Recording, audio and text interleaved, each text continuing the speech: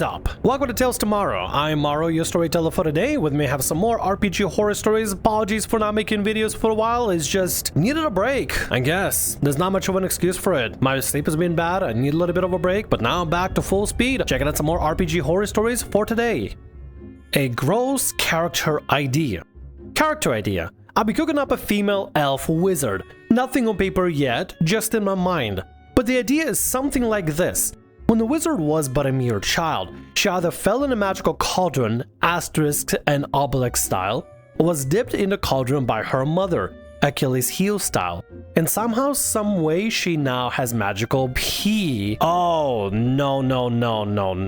You better not make some sort of like a waterworks wizard. Wizard of the water. God, maybe not even a wizard. Sorcerer of the waterworks. Ew, no. Okay, this is already getting kind of gross. But let's go ahead and try to stomach it and see how bad it gets. If you look online, you'll be able to find, or maybe you're already familiar with, a D10,000 wild magic table. And my idea was, if this homebrew gets approved, of course, that she's able to conjure a potion a day or something. By conjure, you talk about pee out a potion. So, hold on. So your character concept is your character has magical piss and you just piss in a bottle, and sometimes it's a potion of climbing, sometimes it's a potion of healing, and sometimes it's what, alchemist fire? I think if you're peeing alchemist fire, you should probably go to a doctor and get yourself checked out. I don't think you should be pissing alchemist fire. I can foresee this leading to fun interactions overall. Her being ashamed of this, not wanting to show the party how she gets them. And that's not even speaking of the fun outcomes you get to play on as a DM when you roll on D10,000 wild magic table. Otherwise, I could probably play like a goblino fighter. Extra, I have about 2 years of experience playing a long-term campaign as a rogue with a couple of one-shots here and there. This is someone's fetish that they're trying to put into this specific game. This isn't like, oh, ha, DM. This is just a quirky little concept. What if my character just pees potions everywhere on a D1000 table, D10,000 table? No, this is 100% somebody coming in and be like, this is a fetish of theirs they're trying to shove into this game because they want to do some sort of waterworks or water. I think it's called water sports, golden shower. They basically want to be the golden shower of the party. Nobody in the right mind would ever be like, ha, maybe pee could be like a quirky little thing. Replace pee with anything else. Replace pee with any other bodily function that your body can excrete, exude, like sweat, or some other ones I can't even mention on YouTube. You know the ones. Now take that and put in any sort of bodily function context. This sounds like straight up a fetish. This sounds like a player that is basically trying to get a DM to agree to their fetish because they want to bring in a fetish that they're masquerading as mechanics and quirky stuff. No, it's 100% a fetish. This is 100% a kink for them. They are into this sort of thing and they want to just bring their fetishes to the D&D. Do not bring your fetishes to D&D. Leave that at home, or if you really want to find some sort of water sports D&D, look for that somewhere else. Don't just bring it into a regular ass game, because typically in these sort of situations it's usually regular people trying to play a regular ass D&D without maybe own homebrew or pre-written world or homebrew world and whatever, and somebody out there, whether it's a player or DM, just wants to introduce their fetish to the game. You know what you do with that? You say no. You don't AOK this in the slightest whatsoever. Not a bit. This sounds like a horrible idea. Unless this is the kind of game you really want to run DM, go for it. But I personally don't recommend. If that was me, that would be an easy block for me. Easy block for me. If one of our players comes in asking if they can have their own bodily fluids excrete out and that to have some sort of magical effects on them, I'm just going to say no. I don't care if it's sweat, pee, anything else that I can't mention on YouTube. I do not care. This is a fetish 100%, and it's a player trying to sneak the cute little fetish into things, you know, with like a quirky tee mechanic kind of thing. And you're trying to be coy about it. You're not being coy. You're being disgusting. Get out of this game. Wow, what a start to the video. Let's move on to the next story for today. Allegedly perverted player might destroy my group. I'll start by laying some of the basics. I'm a Cyberpunk Red GM. If you don't know, Cyberpunk Red is currently the system for the Cyberpunk TTRPG. I run 2 groups of 4 players each, and the story concerns group number 1. The Edge Runners consist of Harmicist, the medtech and our potential perv, Cinder, the netrunner and Harmicist's only friend outside of game, Denji, the chain rip wielding psycho of a solo, and Street Rat, the nomad whose player is just there to jam out some gigs in the Night City. The first issue I ever had with Harmicist was the fact that he would constantly be watching a YouTube video with full focus on his phone. We play in person at a local game store. He would constantly miss dialogue from NPCs in bars, and even entire conversations and negotiations with fixers. It was more common than not that he would not be aware that his turn in combat was coming up, and I would need to explain what was happening. Tend to put roughly 6 to 10 hours of prep into each session, so this felt like a serious burn to me. And I explained that, and he said he would stop. He did not stop. So what you're telling me is right now, currently in game you got going on, you're in person at a local game store, and this guy, this Harmicist, is just on a phone, just drooling over, looking at the next brain rot happening, next cringe memes of capybaras or something, just in person in front of all of you guys at full volume, and nobody in your party says, hey man, how about you put the phone down and stuff? How about you turn it off and actually pay attention to the game going on in front? Honestly, GM, this should have been just an immediate no from you. This should have been an immediate no as soon as it started pulling out the phone at the table and actually watching stuff in real time with full volume on and everything. If somebody is rather be watching YouTube video instead of playing a game, that's fine, that's okay, but then they should just leave the table and not join and be part of it. If you're joining for a table, if you're joining for a session, you should probably watch your brain rot some other time whenever you guys are on a break or something, whenever you're in a bathroom break or something, but not during the session. I just can't imagine doing this at the front of the table, like watching your brain rot right then and there in front of everybody at full blast, full volume and stuff, while people are trying to play the game and stuff. Like, why? If you don't want to play, then don't play. Or, hey, just put a phone away and just be respectful to the rest of the people and your GM and actually pay attention to what's going on in the game. Maybe you won't have to ask what's happening, what's going on every 5 minutes. The second issue and this post namesake happened just last night. Denji messaged me and said he didn't want to go to the session. I said it was okay and asked if everything was okay, as me and Denji are friends outside of the campaign. Denji explained that Harmicist makes him incredibly uncomfortable, as last year he saw Harmicist pleasuring himself in one of the school's study rooms. Dude, how damn bad do you have to be? Just wait till you're home. What? A quick survey with other students revealed that he had been seen doing this in multiple places by multiple people. The worst of which being in class staring at female students. Oh, you guys consider reporting the Harmicist to your school and let him know that this was a situation that was happening and such, and that the specific people that he was doing? Is this like in high school or is this in college? Either way, not looking great either way. Doing this in high school or college? No, wait till you're at home or something, you sicko. Like, listen, I'm perverted and like, I can't say gooner brain. Am I gooner brain? I guess a little bit. In a sense, there's a little bit of gooner brain, right? Like, I'm a little bit perverted, I'm lewd minded, but like, I would never just be like, okay, I really just need to rub one out like a dressing room or something, or in a classroom or something, or else I can't help it. Like, you can't be physically this down bad to the point where you have no self-control. If you literally have no self-control and you really need to crank it out in class while watching another student and ogling a student while doing that, I feel like somebody from your school needs to be told about this so that the student can be separated from the rest of the class if they literally physically can't help themselves. This sounds like somebody that's, yeah, this would make me feel uncomfortable. I think it would make anybody feel uncomfortable. I don't think you need to worry about like your game specifically. I think you got to report this to the school. I was immediately horrified and uncomfortable, especially as I'm the only girl in our group.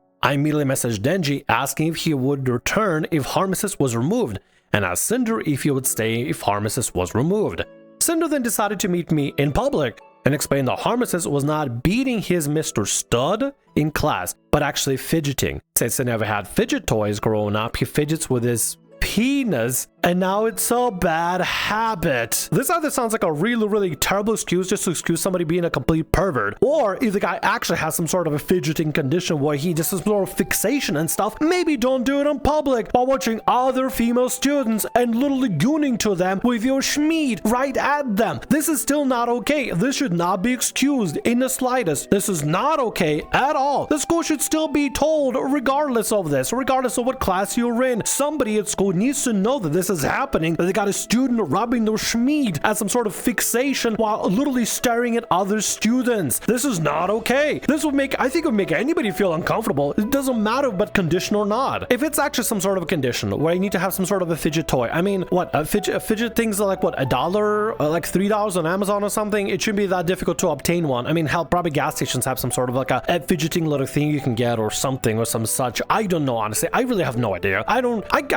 had a fidget spinner spinner, like, but I just only got it because everybody else got it. It was like $1 or something. So like, okay, cool, this thing is neat. Let me spin it for a little bit. Okay, I'm bored now. So who cares? Whatever, you know? Like, I get if people have their own like conditions and stuff. I probably have some sort of fidgeting conditions where I don't realize it. My leg tends to bounce up and down if I'm like sitting down. I'm kind of anxious, like my leg just bounces a lot. So I guess that happens. But I never heard somebody just literally start jerking into class. They literally can't help themselves. They have to jerk their schmeat in class while watching other female students and ogling them. That sounds like a pervert behavior. This does not sound okay in the slightest. Anyway, let's see how OP handled this situation. For context, we're all upperclassmen. He said that I shouldn't kick Harmesis for fidgeting and that Harmesis is working on phone even though I've never seen him put it down except for his turn in combat. The entire situation has been so hard, especially since conflict is extremely hard for me. A friend of mine said I should ask for advice here. So what do the chooms of RPG horror stories think? Do I kick Harmesis? Do I try to negotiate peace? Do I bomb Arasaka like it's 2023? I mean, you already got a confirmation from one of your players that they're fidgeting with their dick. They're literally playing with themselves. They're literally stroking that schmeat while looking at other students. That would make me feel genuinely uncomfortable having a player like that. I don't care what you do in free time. I don't care what kind of sick, disgusting, depraved crap you do in your bedroom. As long as it doesn't come to public places where I'm actually going to be at, I'm probably not going to care too much. However, if it makes you uncomfortable, it makes you uncomfortable. Like, you shouldn't feel bad that you have to kick somebody out that makes you physically uncomfortable. Because I mean, if you're the only girl at the table, what is the possible chance he's going to start fidgeting while looking at you? Would you really want the player to start fidgeting with themselves, start stroking their schmeat under the table while staring at you during their turn? That would make me feel extremely uncomfortable. In fact, I had some uncomfortable situations in the past when I was like in high school and stuff with people I met like online through like World of Warcraft and stuff. I've been told that certain people were doing certain things while listening to my voice, and man, that made me feel uncomfortable, especially considering the fact that I wasn't even of age at that time. That made me feel extremely uncomfortable, dude. That kind of stuff is like, there's kind of things that people do out there that think it's okay, but it's not okay. It really is not okay to do. Some people literally have this uncontrollable urge to just goon out, and just the only thing focused on is gooning. Now, is that the Harmesis issue? Could be not. Could be something else going on. Maybe he has some sort of mental health issues or some sort of condition and stuff. I am not a scientist or whatever. All I'm saying is, it's really weird for a player to start stroking themselves while watching like just ogling other students at the table. And you have a player that clearly is uncomfortable with what's going on here. Like, it's already bad that watching YouTube videos over at the table and getting distracted constantly. What are the chances that I'm watching YouTube, they're just straight up watching porn and jorking it right there at the table? Some people are that gooner brain. I don't know if this player is. That could be a possibility. I don't know, therefore I'm not going to make assumptions. All I'd say, go with your gut. Follow your gut feeling. If you feel uncomfortable in this situation, remove the player and continue the game without them. Anyway, let's get to the next story for today. Hopefully this one. Man, why are we getting so many weird stories? Piss story, JORKIN story? Man, what are the chances the next story is going to be some sort of a perv story? I just really need to rant about a player because I'm feeling so grossed out and stuck. I'm putting up this post primarily as a way to vent because I don't feel I can do this alone anymore. My problem is that I have one particular player that seemed to go above and beyond the call of reasonable boundaries for this particular game I run. And frankly, I'm just not sure how to deal with this anymore. At first, I had no problem with this particular character, who was essentially a flirt, but being the fun DM that I am, I didn't want to rain on his parade, and my other players seemed okay with it.